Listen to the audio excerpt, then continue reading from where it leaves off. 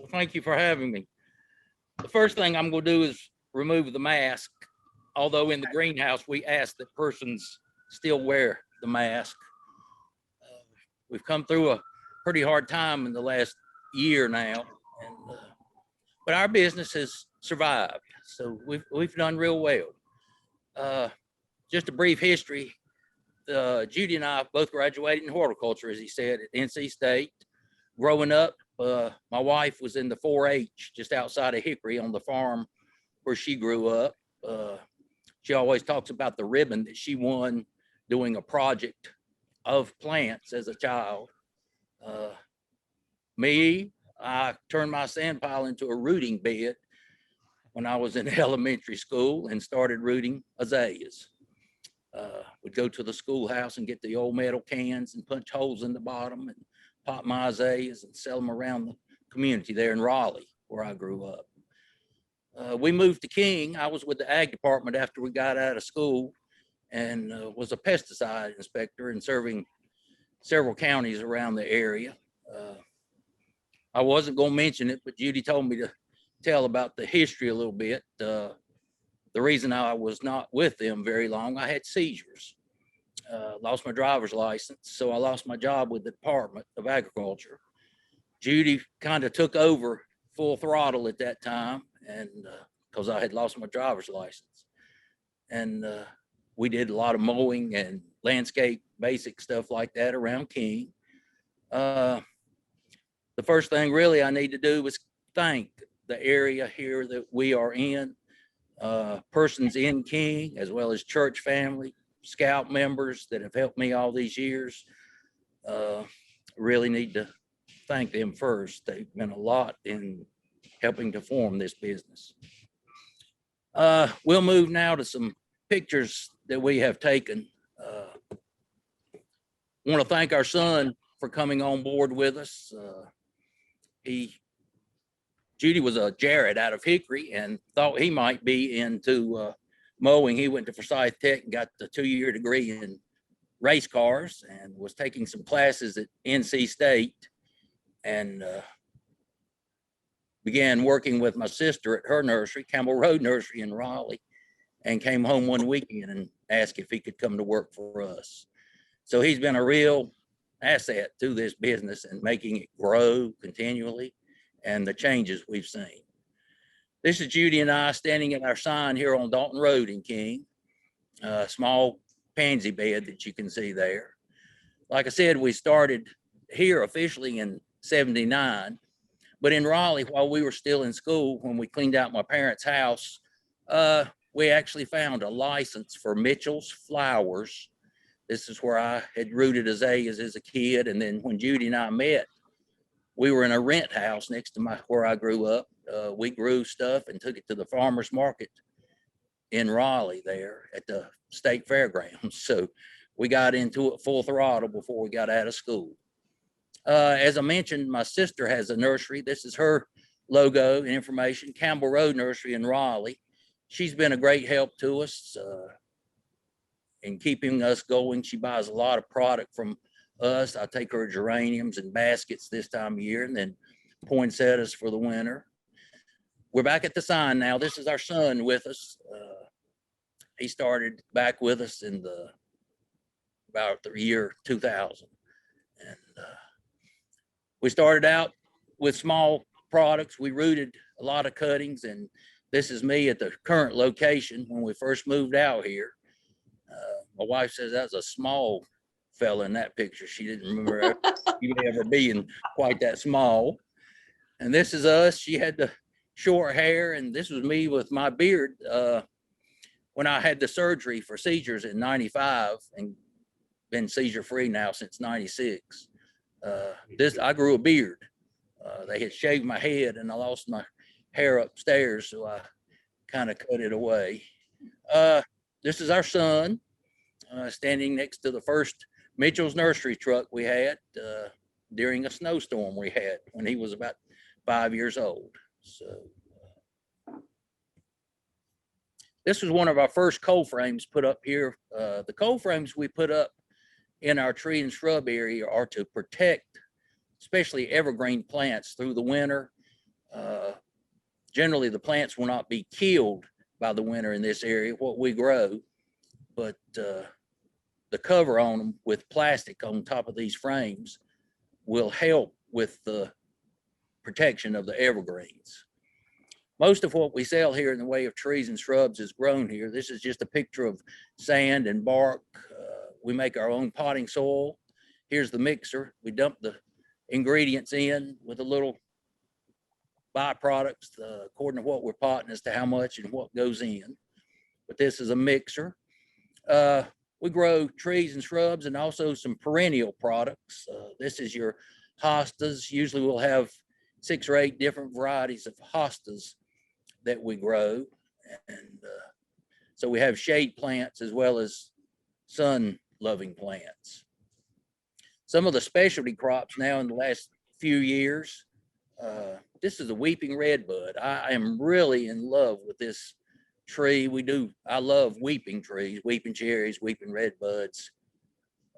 The newest addition are the weeping bald cypress that makes a pretty small ornamental tree. But the weeping redbud, generally a maximum height of 6 to 8 feet and no more than about a 4 to 5 foot spread. So those tight areas at the entrance to houses or businesses, this is what I always term as an eye catcher. When we used to do landscaping, I would tell persons that at the entrance to your house, if you've got something that's got pretty color, shape, or size, when people walk to your house, that front door, they say, "Ooh, what you got out here?" And that it attracts attention to your beautiful yard you might have.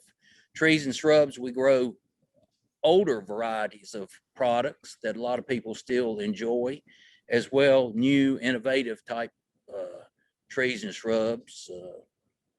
There are different breeders these days. Proven winners, first edition, are just a couple of the many breeders around the world that come up with new products, improvements on some of the old products as well. Easter time is a busy time for us. We are always potting greenhouse products at that time, as well as selling to churches, Easter lilies. And this is some azaleas that we set in the greenhouse this year to force in for the Easter time. People will buy these, put them on graves or areas like that, and then they take them home and put them in the yard for a permanent piece. Behind them, you see the crepe myrtles and different trees, topiaries and that type thing, ornamental pieces. A lot of people buy just small products to go with entrance ways and different places like that. You can put them in containers and keep them year round if you want something like that. But a lot of the times, shade loving plants we will keep inside all the time year round. Pretty soon the plastic cover on this will be coming off, and we'll put what's termed as a shade cloth to hold back about 30 to 40% of the direct sun on shade loving plants. You can see some more pots there. The blue pots are specialty products. They've come out with some beautiful new hydrangeas. Turning now to the greenhouse products, the first greenhouse went up in 95.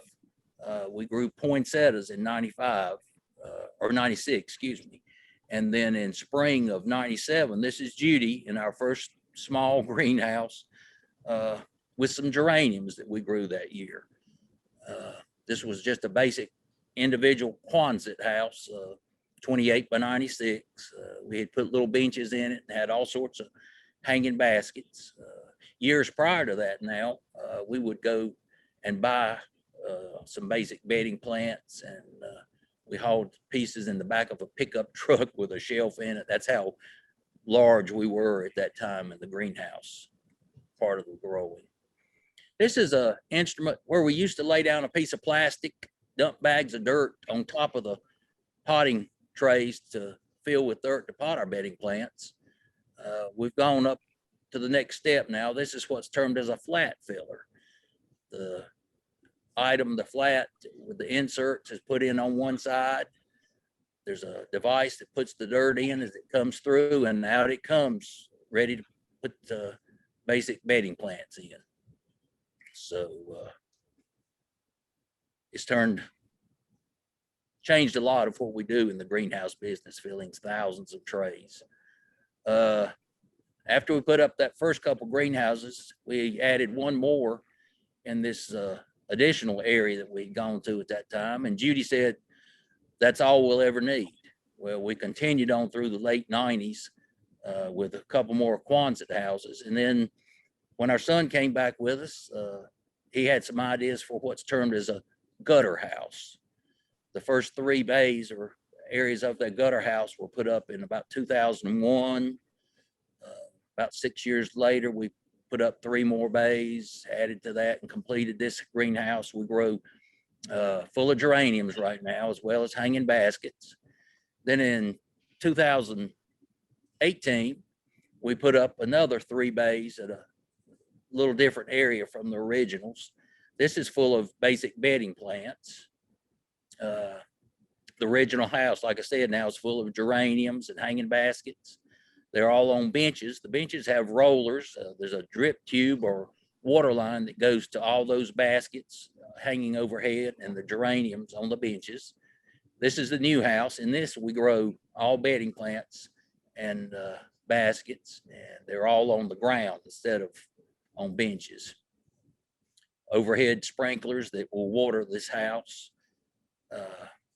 This is one of the 3 houses up on the road. This is full of mostly vegetable plants and perennials. The perennials are the plants that will die down through the winter and come back each year. In the last few years, we've gone more and more to the vegetable plant crop, grow thousands of tomato plants, pepper plants, okra plants, and all sorts of crops for the summer garden. This is just a picture to show you. On the left is what's termed as a plug, a baby begonia, dragon wing, and then you can see the larger plant, a little bit of it on the right about 8 weeks later. Ferns, we grow a greenhouse full of ferns. We get pencil-sized ferns in about the middle of July, and by springtime we'll have gigantic 12-inch fern baskets. It's a house just laid with ferns. Greenhouse crops now, we usually take off and do what we call a hardening up, or getting them ready for the outdoor season. It's better to do it this way than just send them up front directly. They're a little tougher when you take them home with you.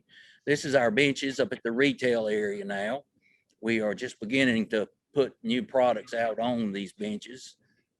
We do a lot with proven winter products of greenhouse plants, as well as trees and shrubs. Fall is a real good time for pansies. We grow tens of thousands of pansies in the fall. That's one you can put out in the late summer into the fall season, and they'll bloom all winter. Just another shot of benches. This has become one of my favorite crops, is our poinsettias. We are one of 7, well, about 3 years ago, I was reading an article in one of the greenhouse magazines. We were one of 7 commercial greenhouse operations in the United States and Canada that the breeders of poinsettias will send cuttings to while their plants are still numbers to help with the testing. And I tell everybody that makes me feel like I'm still in school. A lot of universities still do this. NC State is one of the ones that will help with the testing.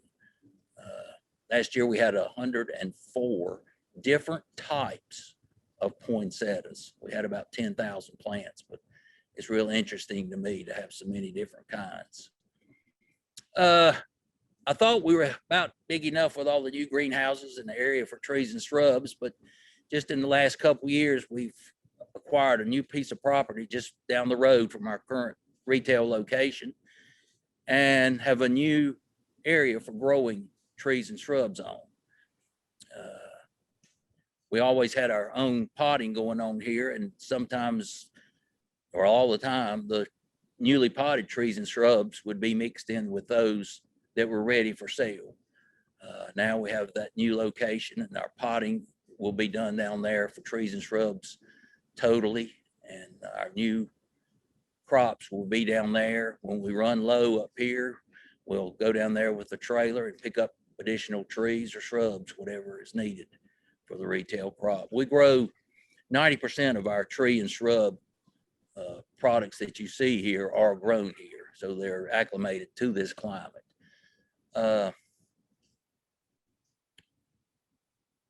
Cold frames to help protect the evergreens, no heat. A lot of people ask about our sign on Highway 52. This has been one of the most interesting pieces we've had.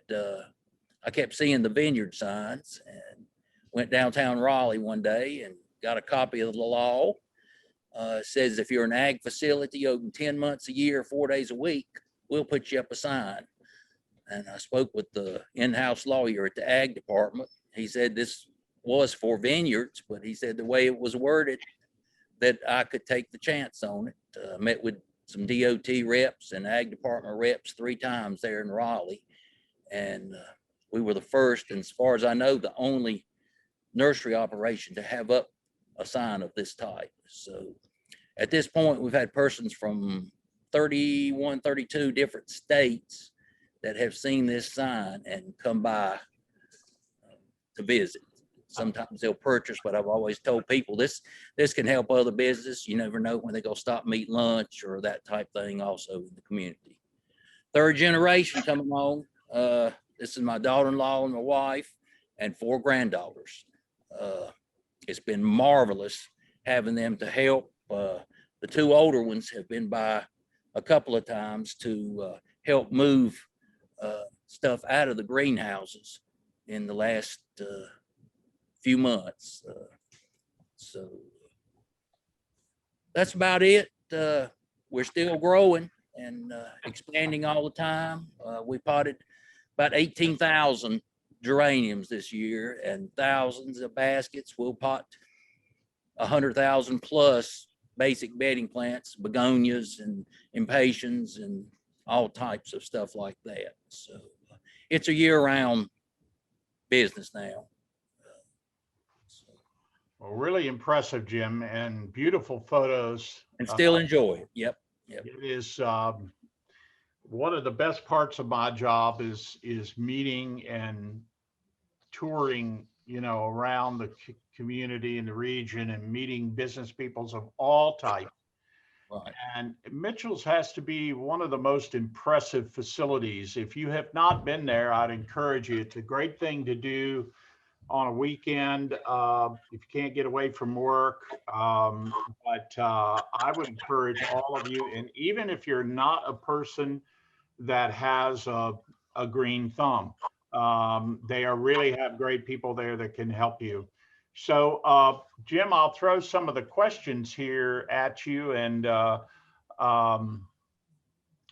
of course, a couple of them have said that everybody knows about you guys. We love the flowers, and it's wonderful to hear the history. Some of you, by the way, on this call, if you've driven down through Mount Airy, especially on Main Street, a lot of the hanging baskets, and these are not small hanging baskets. These are massive plants. They are to me anyway. And Mitchell's for many years, I don't know whether y'all still do that, Jim, it provided to the city of Mount Airy.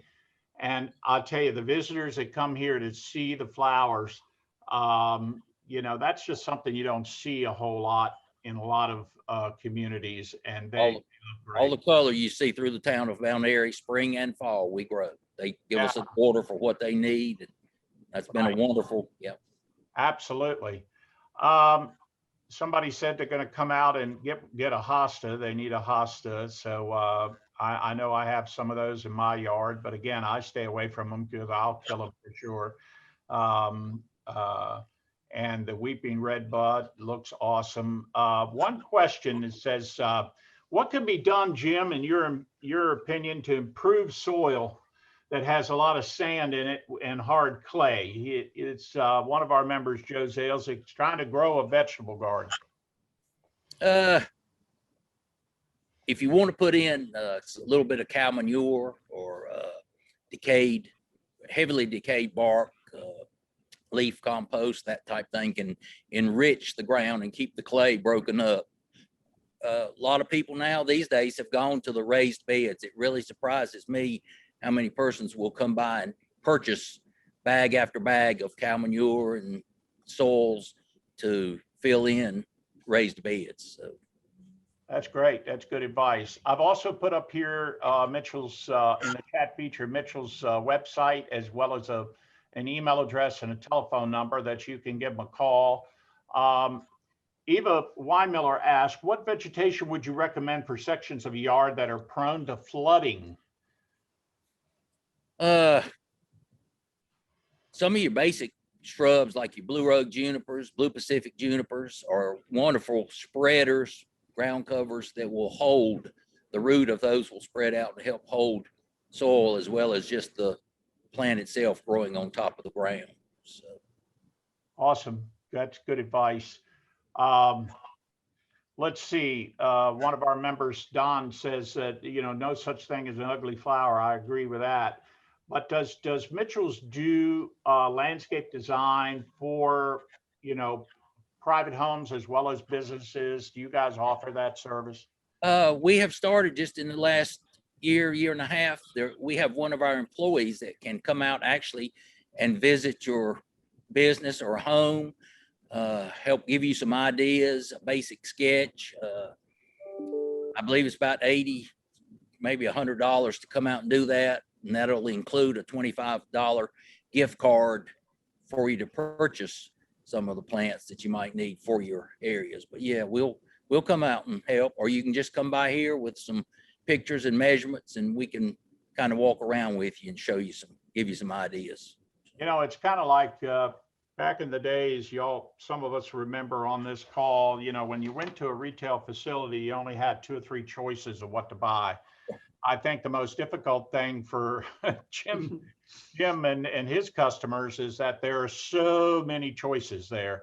It's like the superstore of plants, but there's so many different things out there. One of our callers are on the call this morning asked a question: what kind of house plant do you recommend for someone who has killed a cactus? Kaisha, I'm right there with you. Actually, I've got a wonderful plant for that now called air plants. We have them down here in the greenhouse.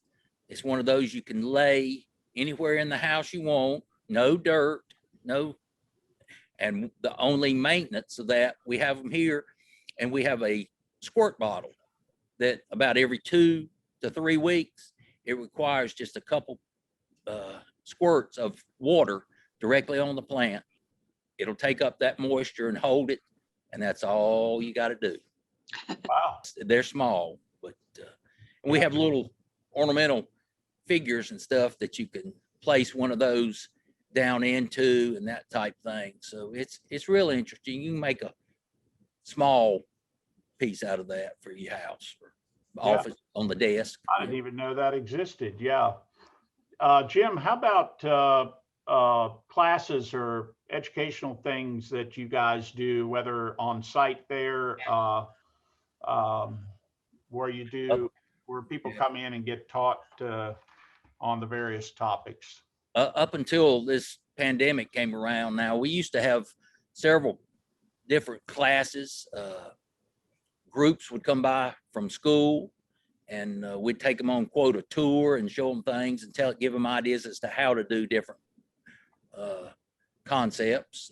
Garden clubs would come by, and we'd give tours and that type thing. We've also held classes for the green industry across the state. So it's really worked out good.